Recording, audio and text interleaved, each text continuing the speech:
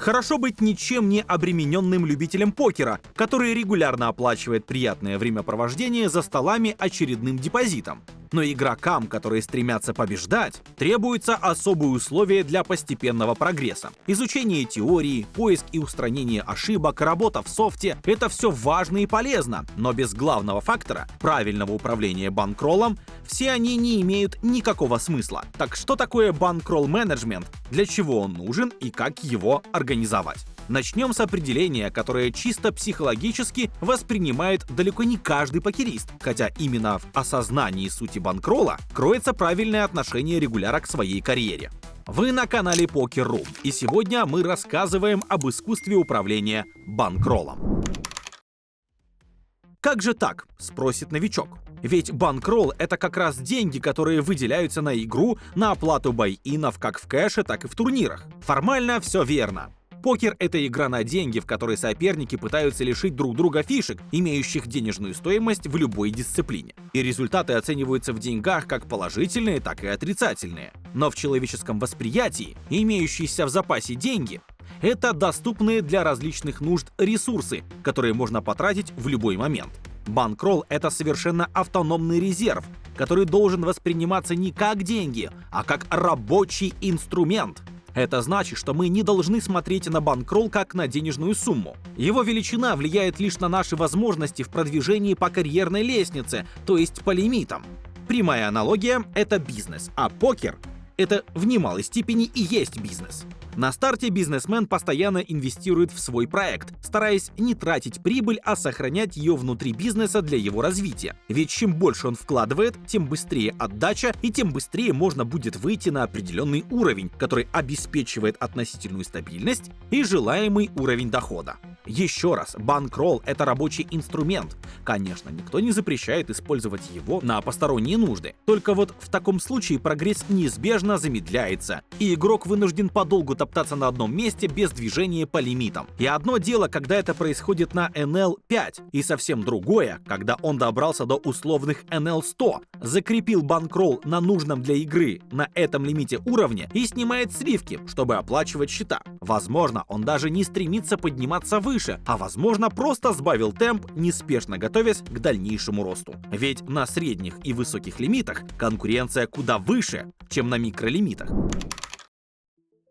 И снова проведем параллель с бизнесом. Насколько успешным может быть проект, если основатель его на голом энтузиазме, без четкой модели и математических расчетов? При каком-то невероятном стечении обстоятельств и такой проект может выстрелить, если он попадает в ранее незаполненную нишу. Но это скорее исключение из правил. В большинстве случаев бизнес требует четкого плана на каждом этапе своего развития. В покере абсолютно та же ситуация. Для поступательного движения вперед нужно четко представлять все будущие этапы прогресса. Когда мы можем себе позволить попробовать силы на новом лимите? Сколько выделим на его пробу? При каких условиях нужно возвращаться? При наличии такого плана формируется правильное восприятие банкролла, которое обеспечивает и другие немаловажные изменения в сознании самого игрока. Какие именно качества формируются благодаря четкой осознанной структуре?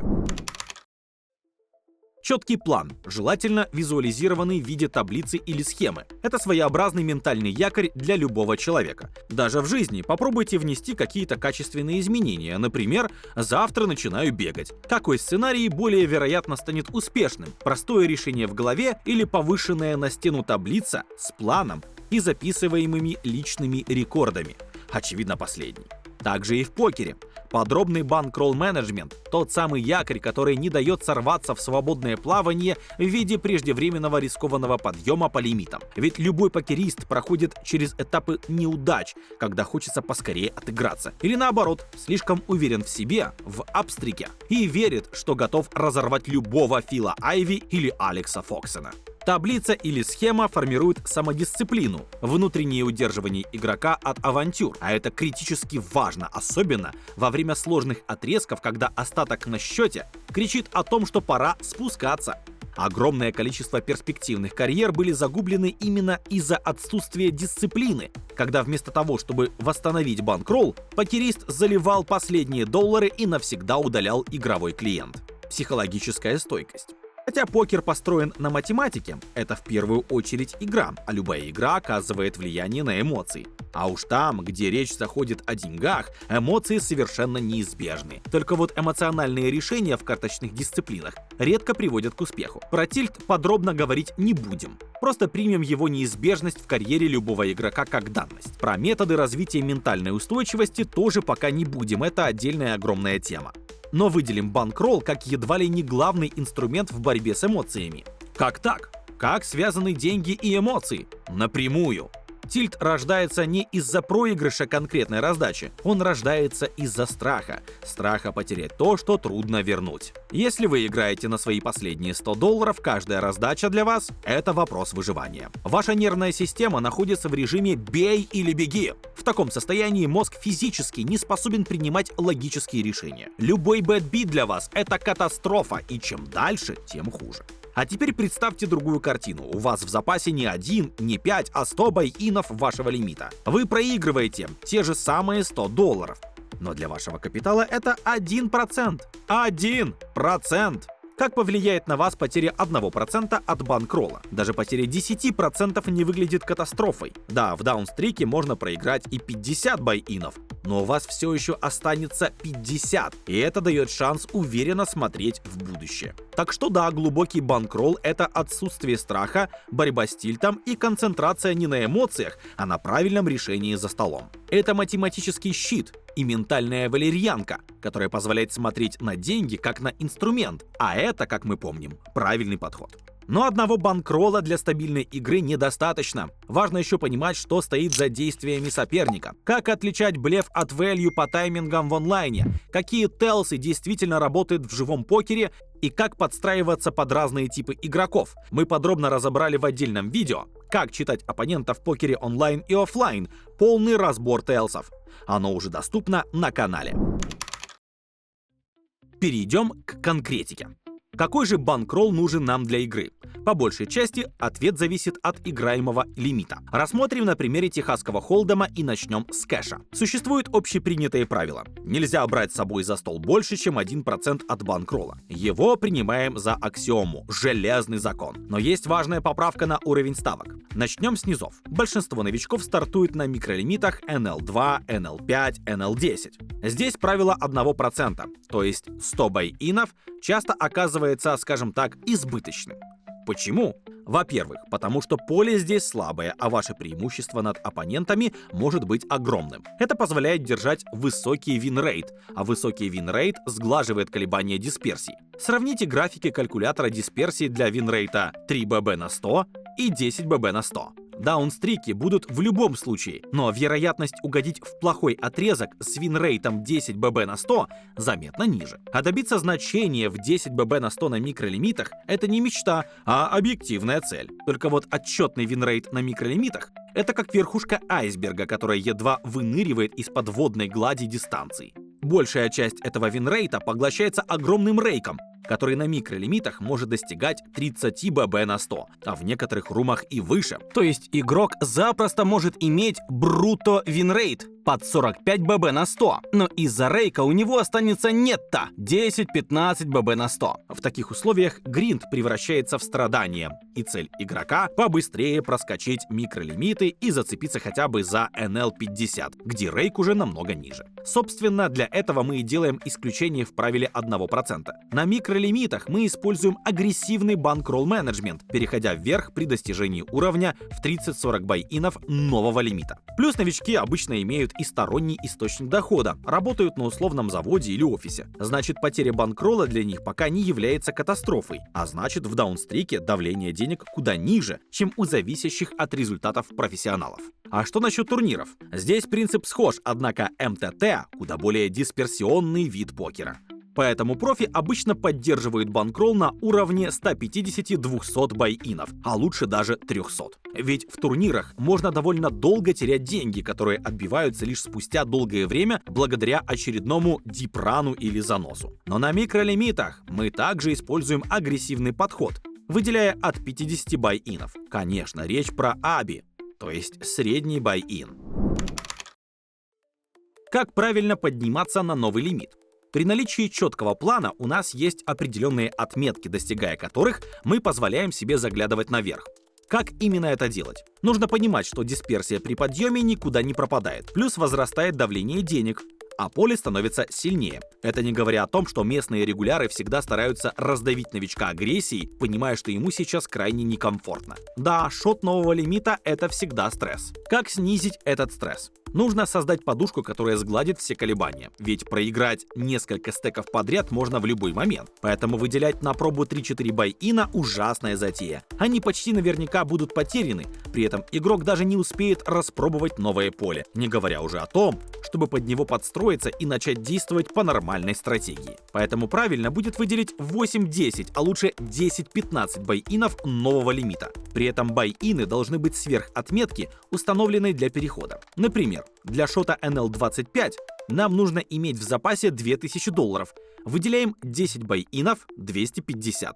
То есть на балансе перед пробой NL25 нужно иметь $2250. А теперь самое важное. Как только выделенные деньги потеряны, нужно немедленно спускаться. Это фундаментальный закон. Никаких «но», никаких «да вот-вот, сейчас начнет складываться», никаких «дисперсия сейчас начнет отдавать», никаких «все, я вроде понял, как тут играть, и сейчас отыграюсь». Как только пробита отметка в $2000, игрок обязан немедленно вернуться на NL10 и восстанавливать запас. Следующая проба только при достижении тех же $2250. И даже если все сложилось, вроде бы удалось закрепиться, но через какое-то время в даунстрике остаток снова падает ниже отметки, нужно снова спускаться. Несмотря ни на что, не оправдывая себя никакими обстоятельствами. Для многих игроков это серьезный удар по эго. Мол, опять с этими фишами играть, но никаких исключений делать нельзя. А теперь обобщим. У каждого человека свои особенности восприятия информации. Кому-то удобнее смотреть на графики, кто-то лучше считывает таблицы. Поэтому тип визуализации плана продвижения по лимитам — личное дело каждого игрока. Мы приведем пример классического банкролл-менеджмента в виде таблицы. Рабочий банкролл — это сумма, к которой нужно стремиться, остановившись на каком-то лимите надолго. Особенно когда покер становится уже единственным источником дохода. Но правила подъема на следующий уровень остаются теми же. Не менее важна в покере позиция за столом. Это один из самых мощных инструментов, который напрямую влияет на то, как вы реализуете свое эквити. Почему баттон — это золотая позиция? Как играть из ранних позиций и что такое относительная позиция? Смотрите в следующем видео о позициях в покере. Мы рассмотрели управление банкроллом на примере техасского холдема в кэше и МТТ. Но что насчет других игр и форматов? Например, есть еще Spin and Go. Сколько бай-инов нужно иметь для этой разновидности? В спинах против нас работают сразу три фактора. Во-первых, это гипертурбоструктура. Стеки короткие, блайнды растут мгновенно, а значит цена любой ошибки или просто неудачной карты колоссальна. Во-вторых, здесь играет всего 3 человека, а победитель забирает все. И в-третьих, рандомный множитель призового фонда. Большую часть времени вы будете играть так называемые минималки, турниры с множителем x2, где математически сложно оставаться в глубоком плюсе. А крупные джекпоты выпадают редко. Из-за этого графики даже топовых игроков в Spin and Go могут лететь вниз неделями. Начиная со ставок в $5-10, золотой стандарт профессионала от 200 до 300 бай-инов. А на High Stacks, где играют топовые соперники, игроки нередко держат подушку в 500 бай-инов. То есть, чтобы играть спины по $50, в вашей кассе должно лежать $25 000. Безумие? Нет. Сухой математический расчет. В спинах поймать даунстрик в пару сотен бай-инов — это абсолютно нормальная математическая реальность. Для одного человека это кажется нереально. Именно поэтому регуляры спинов часто объединяются в пулы и катают из одного банкролла, разделяя прибыль согласно дистанции, а не по результатам. Каждый периодически проваливается в даунстрик, но при этом остается на плаву и может рассчитывать на какой-то доход, даже провалив месяц. А что насчет других дисциплин? В целом все зависит от дисперсности игры.